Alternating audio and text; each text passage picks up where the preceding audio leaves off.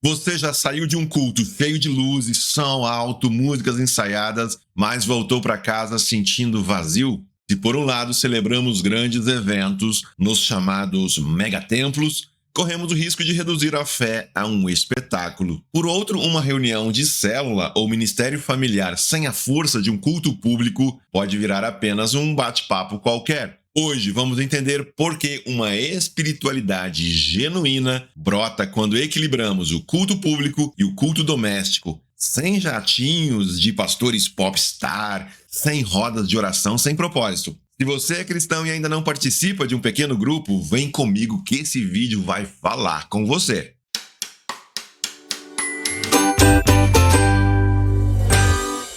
O culto não é tudo. A comunhão e o discipulado exigem mais. O que será que a Bíblia tem a nos ensinar a respeito dos pequenos grupos na igreja? Primeiro, voltamos ao livro de Atos, capítulo 2, os versos 46 e 47.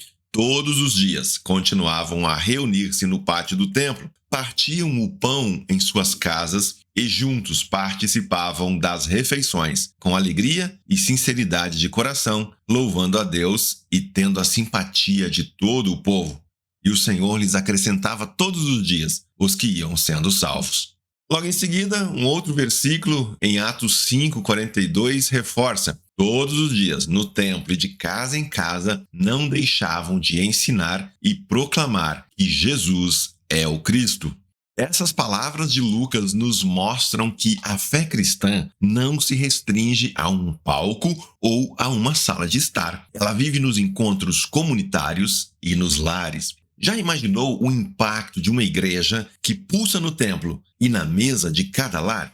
Você está no canal Teologia Missional. Eu sou Rodomar Ricardo Hamloff e convido você a se juntar a nós. Inscreva-se e aproveite nossos conteúdos disponibilizados toda semana aqui no canal. Sim, há muitas críticas aos modelos de igreja que temos hoje em dia. Mega templos e espetáculos, tudo isso tem reduzido o culto a shows. Isso pode atrair multidões, mas muitas vezes deixa o indivíduo isolado em meio à multidão. Pastores popstar tornam-se ídolos, desviando a atenção de Cristo. Por outro lado, encontros domésticos desconectados também podem ser um problema. Células que se resumem a discussões superficiais ou a apenas repartir ou repassar problemas pessoais sem um confronto bíblico real acabam gerando desânimo. Então, sem um link forte entre essas duas práticas, corremos o risco de criar plateias anônimas e grupos caseiros dispersos.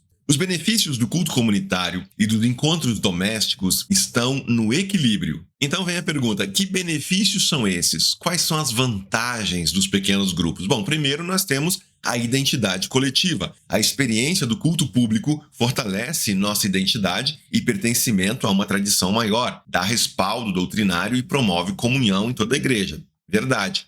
Também temos a questão da profundidade relacional. No ambiente familiar, no pequeno grupo, construímos amizades íntimas, cuidamos uns dos outros e colocamos o ensino em prática. Então nós vemos a importância das duas frentes. E ainda em terceiro, tem o testemunho autêntico. Cultuar em dois ambientes faz a mensagem de Jesus sair dos bancos da igreja para invadir a rotina, a família, o mercado, a escola, a fábrica. Então, antes de passarmos para exemplos históricos que reforçam a importância dos pequenos grupos, me diz aqui nos comentários: você participa de um pequeno grupo de forma regular? Como você chama o ministério em pequenos grupos? PGs? Célula? Igreja nos lares? Igreja nas casas? Outro? Compartilhe a sua experiência com a gente. Se você já participa de uma igreja assim, percebe como os benefícios que listamos antes falam ao nosso cotidiano. Agora vejamos como tudo isso sempre funcionou na história da fé. Primeiro nós temos o caso da igreja primitiva. Em Jerusalém, o culto público acontecia no templo e nos pórticos, mas logo cristãos passaram a se reunir nas casas, como vimos em Atos. Essas reuniões domésticas eram lideradas por homens e mulheres discipuladores, como Febe, em Romanos 16, versos 1 e 2. Lucas e Paulo deixaram diversos relatos que demonstram que os primeiros cristãos se reuniam frequentemente na casa das pessoas. O segundo exemplo da história vem da Reforma Protestante. Martim Lutero não apenas pregava em igrejas lotadas, ele escreveu o Catecismo Menor e também o Catecismo Maior para famílias lerem e praticarem a cada dia, tornando o lar um centro de formação espiritual. O reformador defendia que cristãos se reunissem em casas para orar, terem comunhão e estudarem a Bíblia. Temos também um terceiro exemplo para este vídeo, que é o movimento dos Irmãos Morávios. No século XVIII, esse movimento morávio foi um exemplo vivo de como a fé cristã pode florescer muito além das paredes dos templos. Eles cultivaram uma espiritualidade profunda através de encontros diários em lares e ambientes comunitários onde oração, cânticos e leituras bíblicas se entrelaçavam com a vida cotidiana. Essa prática, marcada pela simplicidade e intensidade, mostrou que o discipulado e a comunhão podem acontecer de forma orgânica, contínua e transformadora. Com essa bagagem de fé, que é tanto bíblica como prática histórica da igreja, como aplicamos hoje em nossos cultos nos lares? Vamos então para um passo a passo aqui de como cultivar a integração entre o culto público no templo e encontros caseiros nas casas, nos lares. Primeiro vamos falar do culto. O que vem antes do culto? Chega no templo com o coração preparado, faça 5 minutos de silêncio, de oração, evite chegar no último segundo e cair direto no show. Segundo, durante o culto, valorize o momento de adoração coletiva. Cante junto, mantenha foco, ouça a pregação atentamente, anote, compartilhe insights, esqueça seu celular. E depois do culto, escolha 1 ou 2 pessoas para um café rápido e oração. Essa ponte minimiza a desconexão entre o altar e a sala de estar. Dependendo do horário que o culto termina, considere convidar um casal ou uma família para um café, almoço ou mesmo um jantar. Invista na comunhão. Quarto, agora falando mais especificamente do culto doméstico, estabeleça um encontro semanal em casa. Leia um texto curto, pode ser, por exemplo, Atos 2:42, faça 2 perguntas práticas para estimular a conversa e ore por necessidades reais. Se você já participa de um pequeno grupo, ótimo. Se não, que tal começar? Pratiquem a responsabilidade mútua, registre compromissos simples, leitura diária, um ato de serviço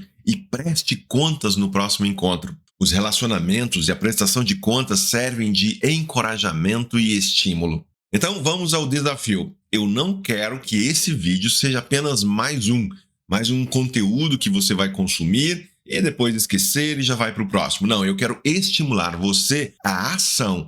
Essa semana, lance o desafio.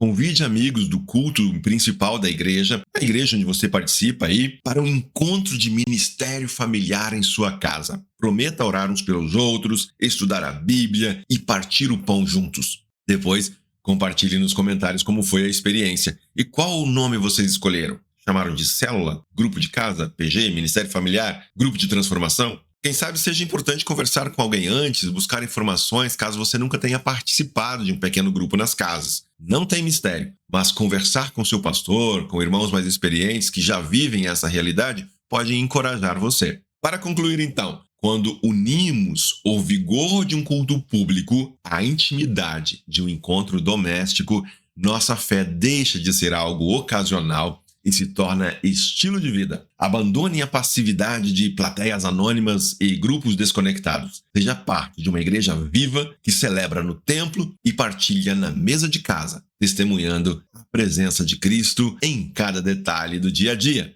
Faça parte também do nosso Ministério Teologia Missional. Inscreva-se no canal, compartilhe, interaja com os nossos conteúdos. Estamos aqui para ajudar você a crescer na caminhada cristã, a aprofundar a sua relação com Deus e desfrutar da comunhão da Igreja de Jesus. Comente aqui embaixo quais conteúdos você espera ver aqui para ajudar ainda mais a sua igreja e a sua caminhada de fé. Deus te abençoe e seja você uma bênção.